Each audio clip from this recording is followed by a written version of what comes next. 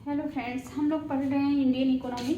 उसमें हमने monetary policy से शुरू किया था। उसमें जो है इन्फ्लेशन, डिफ्लेशन और भी सारी चीज़ें, रिफ्लेशन और भी सारी चीज़ें देखा। उसमें से कुछ कुछ चीज़ें जो है कि विविध, आज का टॉपिक है विविध, इसके अंतर्गत छूट गया था। इसको हम कवर करके नेशनल इनकम शुरू करने वाले हैं। तो पहले जो छूटा हुआ छोटी छोटी चीज़ें हैं उसको देख लेंगे। तो इसमें है इन्फ्लेशन का कई प्रकार दिया हुआ है, जिसमें से कुछ हम लोगों ने पढ़ लिया है और कुछ पढ़ना बाकी है।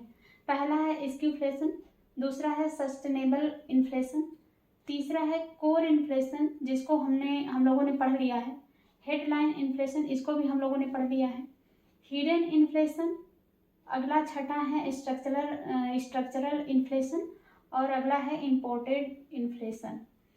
इसके बाद जो है इधर देखिए, इसको एक तरफ पढ़ेंगे हम लोग। Creeping inflation, walking inflation, running inflation, galloping inflation और हाइपर इन्फ्लेशन, इसको हम लोग, और एक है जीडीपी डिफ्लेक्टर। इसके बारे में सबको बारी बारी से दो दो लाइन का है, सब जानते चलेंगे हम लोग। तो इसमें पहला टॉपिक लेके चलते हैं। पहला जो है स्क्यूफ्लेशन। स्क्यूफ्लेशन क्या होता है? इन्फ्लेशन प्लस डिफ्लेशन दोनों का रूप होता है। इन्फ्लेशन में क्या होता है?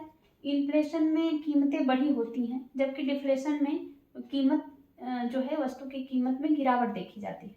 इन्फ्लेशन में कीमत बढ़ी हुई होती है। पिछली कई वीडियो से हम लोग इन्फ्लेशन की बात कर रहे हैं, डिफ्लेशन को भी पढ़ लिया है। तो आप लोगों को अच्छे से पता होगा कि इन्फ्लेशन में प्राइस जो है बढ़ती है, लेकिन डिफ्लेशन में क्या होती है? डिफ्लेशन में प्राइस गिरती है। इसके पहले हम लोगों ने स्टैगफ्लेशन की बात की थी। स्टैगफ्लेशन में क्या होता है? मुद्रास्फीति यानी कि इन्फ्लेशन प्लस मंदी यानी कि डिफ्लेशन, दोनों का मिला जुला रूप होता है स्टैगफ्लेशन। लेकिन स्क्यूफ्लेशन जो होता है, स्क्यूफ्लेशन दोनों एक ही चीज है, लेकिन ये नैरो कॉन्सेप्ट होता है, मतलब एक छोटे स्तर पर देखा जाता है, नैरो कॉन्सेप्ट, जबकि ये ब्रॉड कॉन्सेप्ट है। स्टैगफ्लेशन एक ब्रॉड कॉन्सेप्ट है। दोनों एक ही चीज है, लेकिन ये छोटे स्तर पर होता है और ये बड़े स्तर पर होता है। तो यहाँ पे लिखा हुआ है हमने कि नैरो कॉन्सेप्ट होता है स्क्यूफ्लेशन, ये छोटे स्तर पर होता है। इसके बारे में हम लोग देखेंगे कि इसके बारे में वही है कि स्क्यूफ्लेशन मतलब इन्फ्लेशन प्लस डिफ्लेशन, मतलब कुछ क्षेत्रों में, कुछ विशेष क्षेत्रों में यदि वस्तु की कीमतें बढ़ी हुई हों, कुछ विशेष क्षेत्र में वस्तु की कीमत बढ़ी हुई हो, लेकिन कुछ अन्य क्षेत्रों में, कुछ छोटे क्षेत्रों में, कुछ समूह में जो है वहाँ पे कीमतें गिरी हुई हों, और दोनों का मिश्रित रूप ही स्क्यूफ्लेशन कहलाता है। इसको हमने लिख लिया है, पढ़ते हैं इसको। एक विशेष वस्तु या वस्तुओं के छोटे समूह में हुई मूल्य वृद्धि से है। स्क्यूफ्लेशन का मतलब एक विशेष वस्तु या वस्तुओं के छोटे समूह में हुई मूल्य वृद्धि से है। कुछ क्षेत्रों में ऊंची मुद्रास्फीति की दर, यहाँ पे देख रहे हैं ऊंची मुद्रास्फीति की दर यानी कि कीमत स्तर में भारी वृद्धि देखी जाती है।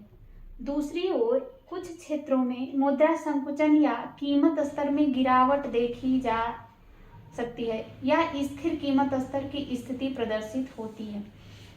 अब यहाँ पे कुछ क्षेत्रों का मतलब ये हुआ कि मान लीजिए खाने पीने की, जैसे की बात करें तो यहाँ खाने पीने की जो वस्तु है, खाने पीने की वस्तु में वृद्धि हो सकती है। खाने पीने की वस्तु में, वस्तु के मूल्य में वृद्धि, वस्तु का जो प्राइस है उसमें वृद्धि। डीजल पेट्रोल का जो कीमत है उसमें वृद्धि देखी जा सकती है। तो ये संकुचित जो है कॉन्सेप्ट है ये स्क्यूफ्लेशन, और इसका बड़ा रूप होता है स्टैगफ्लेशन। इसकी मुख्य विशेषता यही है कि एक कुछ विशेष क्षेत्रों में, कुछ छोटे क्षेत्रों में देखा जाता है, जबकि स्टैगफ्लेशन एक बड़े विस्तृत रूप में इसको देखा जाता है। दोनों एक ही है, ये नैरो कॉन्सेप्ट है और ये ब्रॉड कॉन्सेप्ट है।